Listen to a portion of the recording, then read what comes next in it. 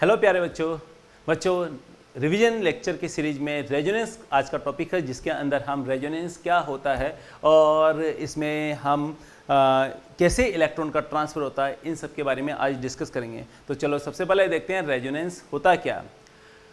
अगर किसी भी स्ट्रक्चर की या किसी भी कंपाउंड की हम एक से ज़्यादा स्ट्रक्चर बना सकते हैं तो उसे हम रेजोनेंस करते हैं। जैसे कि मैं कहूँगा बेंजीन क्यों लिया, क्योंकि ऑर्गेनिक केमिस्ट्री में बेंजीन का रोल काफ़ी ज़्यादा होता है। किसका? बेंजीन का रोल काफ़ी ज़्यादा होता है। तो आप देखिए बच्चों, यहाँ पर ये है बेंजीन की दो स्ट्रक्चर। बेंजीन की दो स्ट्रक्चर है, इसका मतलब हम देखते हैं बच्चों कि यहाँ पर जो है यस, ये दोनों स्ट्रक्चर ही बेंजीन की है। ओके बच्चों, किसकी स्ट्रक्चर है? बेंजीन की। ये भी बेंजीन है, ये भी बेंजीन है, लेकिन अगर हम देखते हैं रिलेटिव पोजीशन देखते हैं तो first carbon, second, third, fourth, fifth, sixth, इन कार्बन एटम की सेम नंबरिंग करते हैं तो हमें पता चलता है कि फर्स्ट एंड सेकंड कार्बन के बीच में यहाँ पे डबल बॉन्ड है, जबकि सेकंड स्ट्रक्चर में तो सिंगल बॉन्ड है।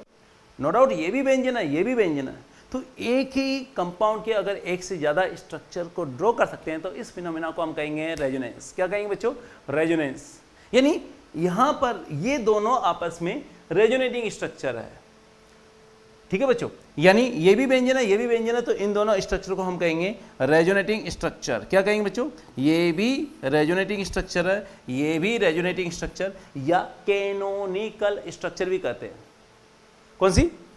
Canonical structure, technical term. Okay बच्चों, दोनों ही स्ट्रक्चर बेंजीन को रिप्रेजेंट करती है, लेकिन बेंजीन की सारी प्रॉपर्टीज को ना तो ये शो करती है स्ट्रक्चर, ना ही ये स्ट्रक्चर शो करती है। तो बेंजीन की सारी प्रॉपर्टीज को शो करने वाली स्ट्रक्चर कौन सी है? इस स्ट्रक्चर को उठा करके इसके ऊपर रख दो तो आपको मिलेगा यहां पर एक हाइब्रिड लाइक स्ट्रक्चर बन जाएगा इस टाइप से। डॉटेड क्यों बोला? यहाँ पे सिंगल है, यहाँ पे डबल, तो कभी सिंगल कभी डबल, कभी सिंगल कभी डबल, कभी सिंगल कभी डबल, इस टाइप से हम कहेंगे कि यहाँ पर ये दोनों कैरेक्टर हमें मिलेंगे। सिंगल बॉन्ड के भी मिलेंगे, डबल बॉन्ड के भी। क्या इसका कोई साइंटिफिक प्रूफ है? क्या? यस, साइंटिफिक प्रूफ है। कार्बन कार्बन सिंगल बॉन्ड की बॉन्ड लेंथ होती है 1.54 एंगस्ट्रॉम, और यहाँ पर कार्बन कार्बन डबल बॉन्ड की बॉन्ड लेंथ होती है, ये होती है 1.34 एंगस्ट्रॉम। तो आपने तो कहा कि बेंजीन के अंदर ना तो सिंगल है ना डबल है। यस, बॉन्ड लेंथ से पता चल रहा है कि यहाँ पर ये बॉन्ड लेंथ और ये दोनों बॉन्ड लेंथ है आपस में आइडेंटिकल है, और आइडेंटिकल है वैल्यू कितनी है? 1.396 एंगस्ट्रॉम होती है, जो कि double bond and single bond के बीच का। तो रियल स्ट्रक्चर जो होती है बेंजीन की, उसमें बॉन्ड लेंथ इतनी होती है और सारी की सारी बॉन्ड लेंथ सेम होती है, जबकि इन स्ट्रक्चर में सारी की सारी बॉन्ड लेंथ आपस में सेम नहीं है। लेकिन बेंजीन की कुछ प्रॉपर्टी ये भी शो करती है, कुछ ये भी शो करती है, लेकिन सारी प्रॉपर्टी ये शो करती है। तो ऐसी स्ट्रक्चर जो बेंजीन की सारी प्रॉपर्टीज को शो करती है उसे बोलते हैं हम रेजोनेंस हाइब्रिड। क्या बोलते हैं बच्चों? Resonance hybrid. ठीक है, this is the real structure. Yes, real है यार। क्यों? क्योंकि सारी की सारी प्रॉपर्टी शो करेगी, वो तो रियल होगी ना। आरजेडी अगर सिंगल है तो सिंगल ही तो होगा ना, कोई दूसरा थोड़ी हो सकता, नहीं हो सकता, पॉसिबल ही नहीं है। तो यहां पर बच्चों सिंगल है मतलब सिंगल ही है। यस, हाँ, लेकिन ये इसकी मैं कह सकता हूं इमेजिनरी स्ट्रक्चर है, हाइपोथेटिकल स्ट्रक्चर है। तो यहां पर ये इन दोनों स्ट्रक्चर को हम कहेंगे हाइपोथेटिकल स्ट्रक्चर। थेटिकल स्ट्रक्चर।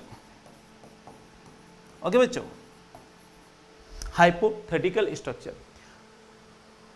इन दोनों का कंट्रीब्यूशन इनमें होता है, बिल्कुल होता है, लेकिन 100% प्रॉपर्टी ये शो करती है, कुछ प्रॉपर्टीज ये शो करती है, कुछ ये शो करती है, क्योंकि ये दोनों ही स्ट्रक्चर बेंजीन की स्ट्रक्चर में काउंट होती है, बेंजीन को ही रिप्रेजेंट करती है, इसलिए इनके बीच में रेजोनेंस का सिंबल आएगा जो कि डबल हेडेड एरो होता है। और क्योंकि ये रेजोनेंस हाइब्रिड इन दोनों स्ट्रक्चर की सारी प्रॉपर्टीज को शो करता है, इसलिए यहाँ पर इक्विवेलेंट का सिंबल आएगा। मतलब ये स्ट्रक्चर ड्रॉ करो या ये दोनों स्ट्रक्चर ड्रॉ करो, बेंजीन को ही रिप्रेजेंट करता है। तो रियल स्ट्रक्चर अकेली है, ये अकेली है, तो डेफिनेटली ये कौन सी होगी? Hypothetical structure. अब हाइपोथेटिकल स्ट्रक्चर की क्या एनर्जी कुछ होती है क्या, जो रियल में होता ही नहीं है? क्या उसकी एनर्जी कम होगी? नहीं, ज्यादा होगी। कम तो हो ही नहीं सकती, क्योंकि जो ऑलरेडी है एग्जिस्टेंस में उसकी एनर्जी फिजिबली हम मेजर कर सकते हैं, लेकिन जो है ही नहीं तो हम कहेंगे एग्जिस्ट में नहीं है, मतलब वो लेस एनर्जेटिक नहीं हो सकता, मोर एनर्जेटिक होगा। तो इन दोनों की एनर्जी क्या होगी बच्चों? रेजोनेटिंग स्ट्रक्चर की एनर्जी होगी ज़्यादा होगी, रियल स्ट्रक्चर की एनर्जी क्या होती है? कम होती है।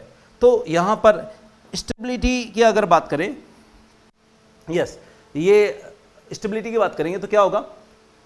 ऐसे स्ट्रक्चर जिसकी एनर्जी ज़्यादा होती है उसकी स्टेबिलिटी क्या होती है? कम। तो आप देख सकते हैं कि यहाँ पर स्टेबिलिटी ऑर्डर होगा, यहाँ पर देखिए बच्चों, रियल का ज़्यादा होगा, रियल का ज़्यादा होगा हाइपोथेटिकल से, ठीक है बच्चों, हाइपोथेटिकल स्ट्रक्चर, यानी रेजोनेंस हाइब्रिड की जो स्टेबिलिटी ज़्यादा होगी रेजोनेटिंग स्ट्रक्चर से। चलो बच्चों, यहाँ पर एक छोटी सी चीज़ और लेता हूँ। अब अभी दो चीज़ मैंने बताई, एक तो रेजोनेटिंग स्ट्रक्चर बताई और एक रेजोनेंस हाइब्रिड बताया। अगर मैं रेजोनेंस एनर्जी की बात करता हूँ तो क्या होती है, कैसे कैलकुलेट करेंगे यार? तो रेजोनेंस एनर्जी को कैलकुलेट करने का तरीका होता है most stable structure and most stable resonating structure, इन दोनों की बीच की एनर्जी का गैप ही क्या होगा? रेजोनेंस एनर्जी होती है। मतलब मोस्ट स्टेबल स्ट्रक्चर कौन सी हुई? Resonance hybrid. और रेजोनेटिंग स्ट्रक्चर, इन दोनों की एनर्जी सेम है, तो डेफिनेटली आप कह सकते हो कि इन दोनों की एनर्जी और इसकी एनर्जी का जो गैप होगा यही क्या होगा? रेजोनेंस एनर्जी होगा। एनर्जी वर्सेस, मैंने डायग्राम बनाया, यहाँ पे ये एनर्जी है और ये आपका होगा रेजोनेटिंग स्ट्रक्चर और रेजोनेंस हाइब्रिड। ओके, तो इसका मतलब इसकी एनर्जी और इसकी एनर्जी, इन दोनों की एनर्जी का डिफरेंस ही रेजोनेंस एनर्जी होगी, क्योंकि रेजोनेंस हाइब्रिड है वो ज़्यादा स्टेबल है, रेजोनेटिंग स्ट्रक्चर कम स्टेबल है। तो ऑब्वियस है कि जब हम किसी भी मॉलिक्यूल की रियल स्ट्रक्चर बनाते हैं तो इन दोनों स्ट्रक्चर से जब रियल स्ट्रक्चर बनेगा तो एनर्जी रिलीज कर देगा, और इसलिए इसे कहेंगे कि किसी भी कंपाउंड की रेजोनेंस एनर्जी जितनी ज़्यादा होगी, रिलीज एनर्जी जितनी ज़्यादा होगी, उतनी स्टेबिलिटी बढ़ेगी। तो stability of the molecule is directly proportional to resonance energy, क्योंकि ये जो एनर्जी है वो रिलीज्ड एनर्जी होती है। क्या होती है बच्चों? एनर्जी। मतलब जितनी ज़्यादा एनर्जी रिलीज होगी मॉलिक्यूल की स्टेबिलिटी भी उतनी ही ज़्यादा होगी। यानी किसी कंपाउंड की रेजोनेंस एनर्जी जितनी ज़्यादा होगी तो उसकी स्टेबिलिटी भी उतनी ज़्यादा होती है। नाउ कंडीशन ऑफ रेजोनेंस क्या देखते हैं? कंडीशन ऑफ रेजोनेंस देखते हैं बच्चों।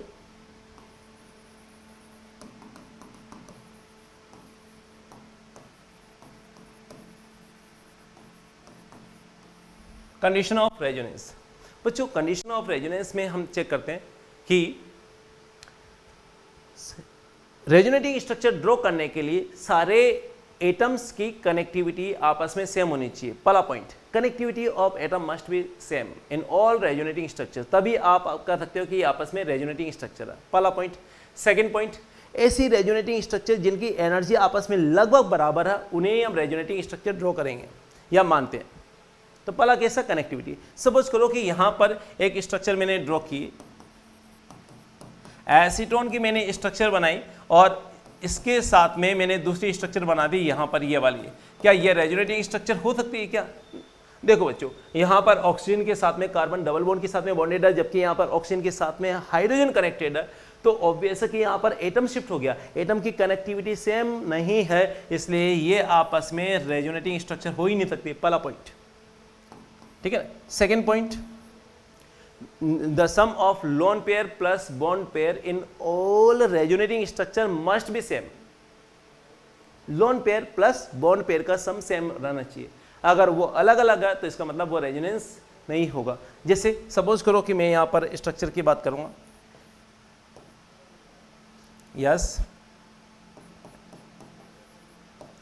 ये स्ट्रक्चर मैं चेक करना चाहता हूं कि इसमें, इसके अंदर जो नेक्स्ट स्ट्रक्चर है ए स्ट्रक्चर और ये वाली बी स्ट्रक्चर, इसमें क्या loan pair plus bond pair का सम सेम है क्या?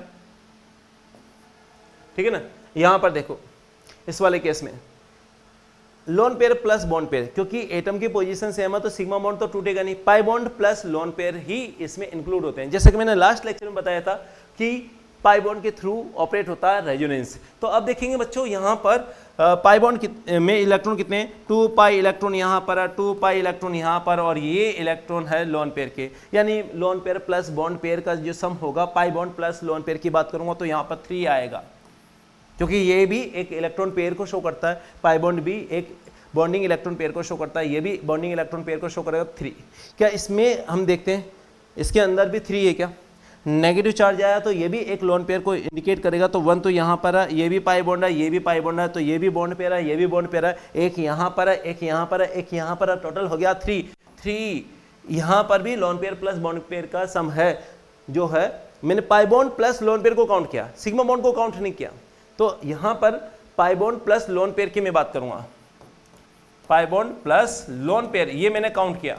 हाँ, सिग्मा बॉन्ड चेंज होते नहीं है तो इसको मैंने काउंट नहीं किया। तो क्या ये दोनों आपस में रेजोनेटिंग स्ट्रक्चर हो सकते हैं? यस, हो सकती है।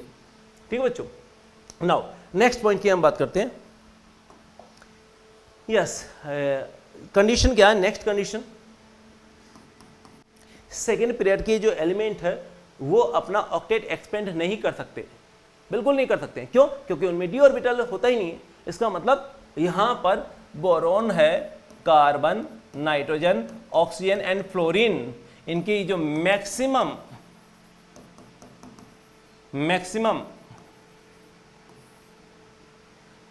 जो वैलेंसी होगी, या मैं कहूंगा वैलेंस शेल इलेक्ट्रॉन कह सकता हूं, वैलेंस शेल इलेक्ट्रॉन होगा, इलेक्ट्रॉन्स ये 8 होंगे। तो क्या यहां पर ऑक्टेट एक्सपेंड नहीं होगा? तो इसका मतलब क्या होगा, यहां पर 4 बॉन्ड से ज्यादा कभी बन ही नहीं सकते इसमें। ठीक है बच्चों, तो क्या ऑक्टेट एक्सपेंड हो सकता है? Yes, third period and onward वाले एलिमेंट का ऑक्टेट एक्सपेंड हो सकता है। कौन सा?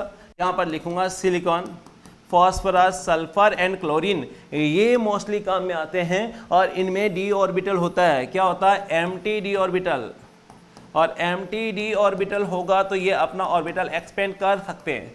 क्वेश्चन आता है इसके बेसिस पर। ठीक है बच्चों, तो मैं कहूँगा थर्ड पॉइंट कौन सा था, सेकेंड पीरियड के एटम्स है वो अपना ऑक्टेट एक्सपेंड नहीं कर सकते, लेकिन थर्ड पीरियड ऑनवर्ड कर सकते हैं। Last and final fourth point क्या बच्चों? Participating orbital must be parallel to each other, क्योंकि पाई बॉन्ड बनता है वो पी ऑर्बिटल से बनता है या पी एंड डी ऑर्बिटल के साइड वाइज ओवरलैपिंग से बनता है।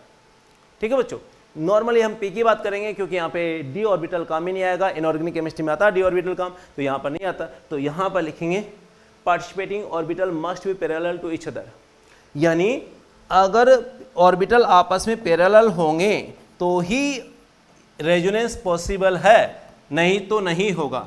जैसा कि मैं इसकी बात करता हूँ, यहाँ पर इस स्ट्रक्चर में ये पी ऑर्बिटल है जो पाई बॉन्ड के हैं, ये वाला पी ऑर्बिटल है पाई बॉन्ड के हैं, ये वाला ऑर्बिटल आपस में पैरेलल है, तो इसमें रेजोनेंस पॉसिबल है। और अगर पैरेलल नहीं होगा तो रेजोनेंस पॉसिबल नहीं होगा। जैसे कि मैं एग्जांपल लेता हूँ, नीट में और जे में कई बार इसके बेसिस पर क्वेश्चन आ चुका है। कौन सा? देखिए बच्चों, ये स्ट्रक्चर में लेता हूँ, आप देखेंगे कि यहाँ पर क्या ये लोन पेयर रेजोनेंस में पार्टिसिपेट ले सकता है क्या? ये वाला लोन पेयर रेजोनेंस में पार्टिसिपेट नहीं लेता है। क्यों? ये outward the plane of molecule रहता है या प्लेन ऑफ रेजोनेंस रहता है, outward the plane of resonance रहेगा, तो कभी भी ये लोन पेयर रेजोनेंस में पार्टिसिपेट नहीं लेता। और जो लोन पेयर रेजोनेंस में पार्टिसिपेट नहीं लेता उसे हम कहते हैं लोकेलाइज्ड। क्या कहेंगे बच्चों?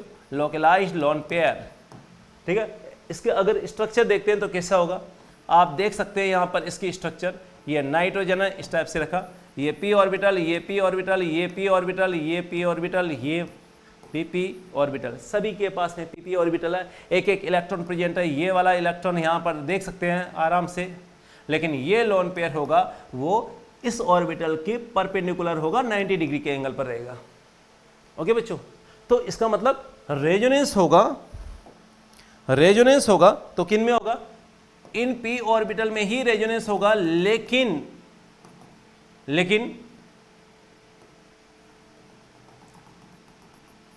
पायरिडिन के ये लोन पेयर है वो रेजोनेंस में पार्टिसिपेट नहीं लेते।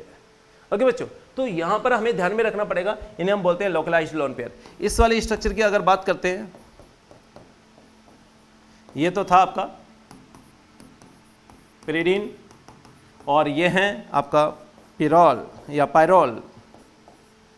ठीक है बच्चों, तो पायरोल में अगर देखते हैं तो ये लोन पेयर आराम से रेजोनेंस में पार्टिसिपेट लेता है। क्यों?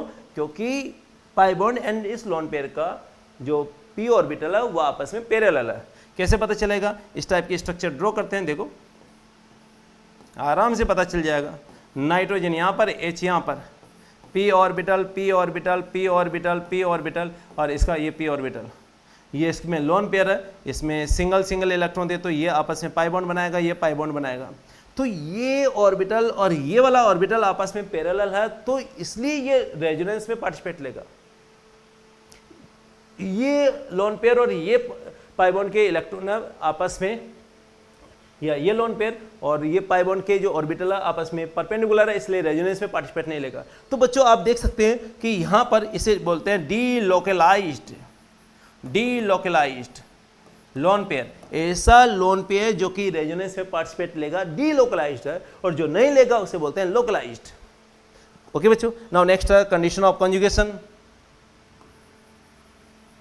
Condition of conjugation, condition of conjugation. बच्चों कंडीशन ऑफ कॉन्जुगेशन में क्या क्या, ऑलवेज रिमेंबर फर्स्ट कंडीशन है वो लेते हैं हम यहां पर, यस मल्टीपल बॉन्ड आपस में क्या होना चाहिए, ऑल्टरनेट होना चाहिए, पहला पॉइंट। सेकेंड पॉइंट है यहां पर देखिए, multiple bond and positive charge आपस में ऑल्टरनेट होना चाहिए। पॉजिटिव चार्ज की जगह एम्प्टी ऑर्बिटल भी हो सकता है, दोनों का काम एक ही है, ऑर्बिटल। एम्प्टी ऑर्बिटल किन किन में होगा, अभी थोड़ी देर पहले बताया था, सिलिकॉन में भी होता है, फास्फोरस सल्फर क्लोरीन में होता है, तो इनमें तो डी होता है। कौन सा डी ऑर्बिटल होता है, डी ऑर्बिटल एम्प्टी होगा। और बोरॉन अगर आ जाए या सी पॉजिटिव आ जाए तो यहाँ पर इन दोनों में होगा पी ऑर्बिटल एम्प्टी होगा, तो एक में डी होगा एक में पी होगा। राइट, नाउ नेक्स्ट ये आपका हो गया नेक्स्ट पॉइंट। थर्ड पॉइंट हो गया double bond single bond negative charge या लोन पेयर है वो आपस में ऑल्टरनेट होना चाहिए। ठीक है, double bond single bond and negative charge या लोन पेयर आपस में ऑल्टरनेट होना चाहिए। ठीक है बच्चों, यहाँ पर ये दो पॉइंट अलग अलग है जिनको एक साथ लिखा। नाउ नेक्स्ट की पॉइंट की मैं बात करूंगा, double bond single bond and unpaired electron. Unpaired electron single electron आपस में क्या होना चाहिए, यहाँ पर ऑल्टरनेट होना चाहिए, और जब ये ऑल्टरनेट होगा तो यहाँ पर ये रेजोनेंस में पार्टिसिपेट लेगा। तो ये कंडीशन है बच्चों। लास्ट एंड फाइनल एक और है, लोन पेयर या नेगेटिव चार्ज है ये आपस में कॉन्जुगेशन में होना चाहिए, किसके साथ में, पॉजिटिव चार्ज और एम्प्टी ऑर्बिटल के साथ में, एम्प्टी ऑर्बिटल। आप देख सकते हैं यहां पर बच्चों कि ये 5 कंडीशन है, ये कॉन्जुगेशन की कंडीशन है, और ये कॉन्जुगेशन की कंडीशन ही रेजोनेंस में यूज में आती है। ठीक है, इन कंडीशन में ही रेजोनेंस होगा मॉलिक्यूल के अंदर। फर्स्ट 4 कंडीशन या मैं कहूँगा फर्स्ट 5, ये 5 कंडीशन होगी रेजोनेंस की होगी, लेकिन लास्ट वाली कंडीशन है वो एक केस के अंदर नहीं होती, जिसे हम कहते हैं मेजोमेरिक इफेक्ट। ठीक है बच्चों, अगले लेक्चर में मेजोमेरिक इफेक्ट के बारे में बताऊंगा, यानी ये जो कंडीशन है वो मेजोमेरिक इफेक्ट के अंदर नहीं हमें मिलेगी।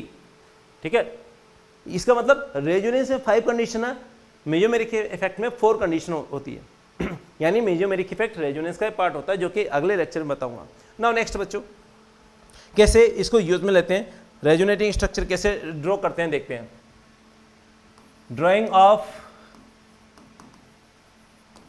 Resonating structure,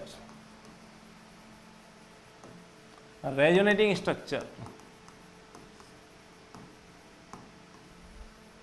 drying of resonating structure कैसे ड्रॉ करते हैं, इसके लिए 2 रूल बताए थे। लोन पेयर और मल्टीपल बॉन्ड आपस में कॉन्जुगेशन में है तो आरजेडीज सेकेंड रूल हम यूज में लेंगे। उसके लिए मैंने आपको बताया था कि lone pair will move towards multiple bond, या पाई बॉन्ड एम्प्टी ऑर्बिटल की तरफ मूव करेगा।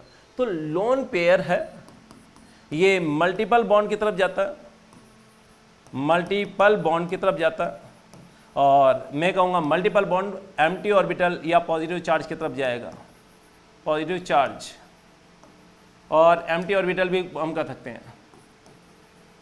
ठीक है बच्चों, पॉजिटिव चार्ज और एम्प्टी ऑर्बिटल की तरफ जाएगा, या lone pair directly empty orbital की तरफ भी जाता है।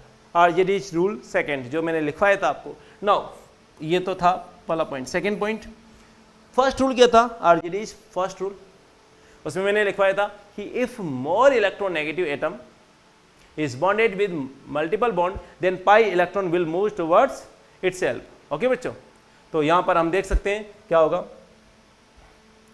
यहां पर देखिए मोर इलेक्ट्रोनेगेटिव एटम की बात करते हैं, ये वाले स्ट्रक्चर रेजोनेटिंग स्ट्रक्चर ड्रॉ करते हैं। मोर इलेक्ट्रोनेगेटिव एटम मल्टीपल बॉन्ड के साथ में बॉन्डेड है, तो क्या होगा, यहां पर फर्स्ट रूल यूज में आएगा, आरजेडीज फर्स्ट रूल यूज में आएगा।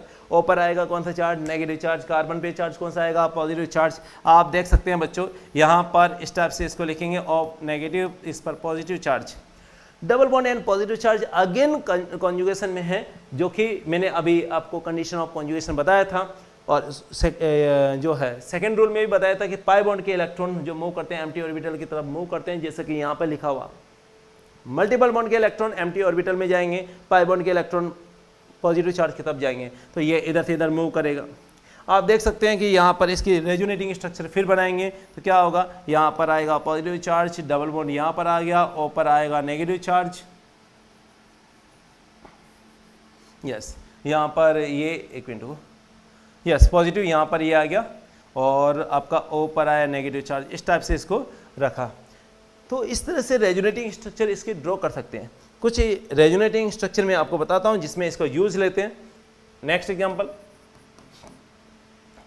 ठीक है बच्चों, सपोज करो कि यहां पर जो है एल्डिहाइड ग्रुप है, देख सकते हैं। जैसे ही एल्डिहाइड ग्रुप को हमने देखा, क्या होगा बच्चों, ओ की ई एन ज़्यादा होगी तो ऊपर आएगा पार्शियल नेगेटिव चार्ज, इस पर आएगा पार्शियल पॉजिटिव चार्ज। इलेक्ट्रॉन लेगा, मोर इलेक्ट्रोनेगेटिव एटम मल्टीपल बॉन्ड के साथ में बॉन्डेड है, तो इसलिए क्या होगा, ये इलेक्ट्रॉन खींचेगा। इलेक्ट्रॉन खींचते ही क्या होगा, ऊपर नेगेटिव, सी पर पॉजिटिव, इस टाइप से।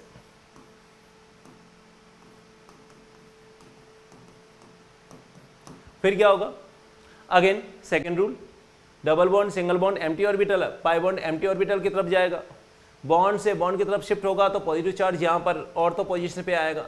आपने देखा कि CHO ग्रुप जब अटैच्ड है तो ये जो इलेक्ट्रॉन है बेंजीन रिंग से खींचता है, खींच रहा है, देख लो इलेक्ट्रॉन की जाने की जो डायरेक्शन है बेंजीन रिंग से बाहर की तरफ जा रही है। अगर बेंजीन रिंग की पोजीशन की बात करते हैं तो 1-2 पोजीशन को हम कहेंगे ऑर्थो, 1-3 को मेटा, 1-4 को पेरा। बच्चों यहाँ पर 1-2 पर आया, फिर पाई बॉन्ड के इलेक्ट्रॉन मूव करेंगे तो देखो 1-4 पोजीशन पे जाएगा। कौन से पोजीशन पर? 1-4 पोजीशन पर जाता है। यस, यहाँ पर आएगा पॉजिटिव चार्ज। इसे ए कहेंगे, नंबरिंग कर देता हूँ, 1 2 3 4 5 6। अब समझ में आ गया होगा, पहले 1-2 पर गया यानी 2 पर आएगा यहाँ पर पॉजिटिव चार्ज, जो कि यहाँ पर आया देखो। फिर कहाँ पर आया, 1/4 पर, और फाइनली अगर हम देखते हैं वापस से पाई बॉन्ड के इलेक्ट्रॉन शिफ्ट होंगे, 6th पोजीशन जो कि 2 के इक्विवेलेंट ही है, वहाँ पर ये आ जाता है, और इस टाइप से ये रहेगा। तो बच्चों इस तरह से हम कह सकते हैं कि रेजोनेटिंग स्ट्रक्चर में पाई बॉन्ड है वो उनका ट्रांसफर होता है, या लोन पेयर का ट्रांसफर होता है। किसकी तरफ ट्रांसफर होगा? एम्प्टी ऑर्बिटल की तरफ ट्रांसफर होगा, या मोर इलेक्ट्रोनेगेटिव एटम की तरफ ट्रांसफर होगा। ठीक है बच्चों, तो हम देख सकते हैं कैसे फर्दर वापस से स्ट्रक्चर बनाते हैं इसकी। ये वाला बॉन्ड इधर से इधर शिफ्ट हो जाएगा। जैसे ही ये शिफ्ट होता है आप देखते हो कि इसकी जो रेजोनेटिंग स्ट्रक्चर होगी वो इस टाइप से बनती है। फर्दर ये ऑक्सीजन अपने इलेक्ट्रॉन दे देगा, और जैसे ही इलेक्ट्रॉन देगा बच्चों यहाँ पर ये वाले स्ट्रक्चर बन जाती है वापस से न्यूट्रल स्ट्रक्चर। तो इस तरह से किसी भी कंपाउंड की रेजोनेटिंग स्ट्रक्चर ड्रॉ कर सकते हैं। अगर देखते हैं इलेक्ट्रॉन ट्रांसफर की बात करते हैं तो बच्चों क्या होगा,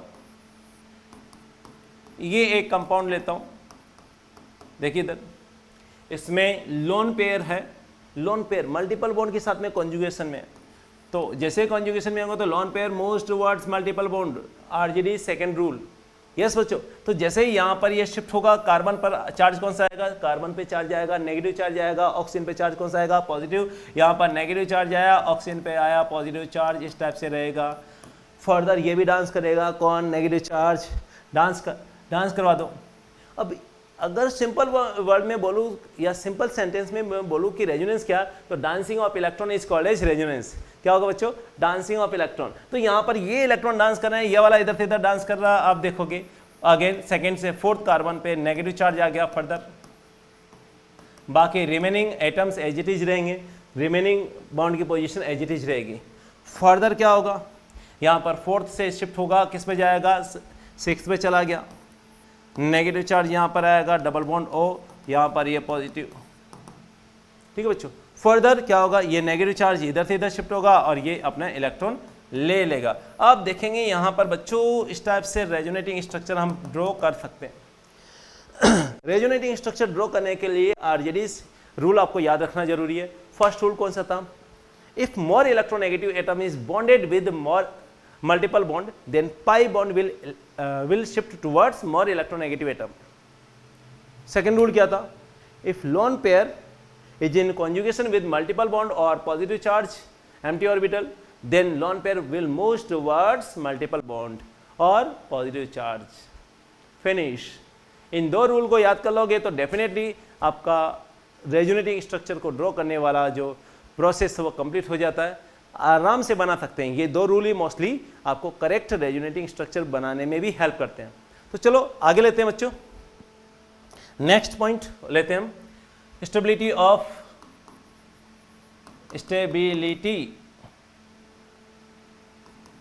ऑफ रेजोनेटिंग स्ट्रक्चर।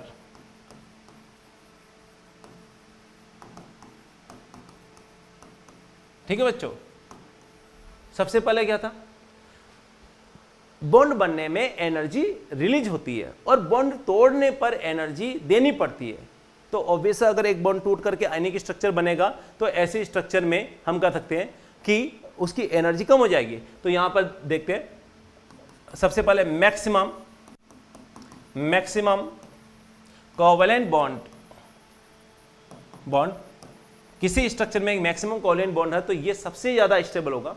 उसके बाद में न्यूट्रल स्ट्रक्चर होगी, न्यूट्रल जिसका ऑक्टेट कंप्लीट है, ऑक्टेट कंप्लीट। फिर उसके बाद में आयनिक structure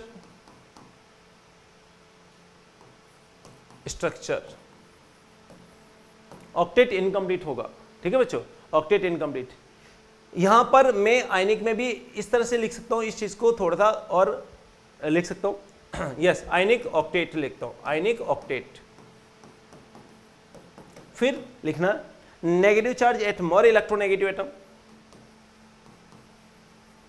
charge at more EN atom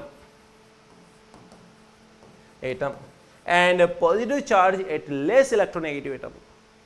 ठीक है बच्चों, पॉजिटिव चार्ज अगर मोर इलेक्ट्रोनेगेटिव एटम पर आ गया तो उसकी स्टेबिलिटी कम हो जाएगी।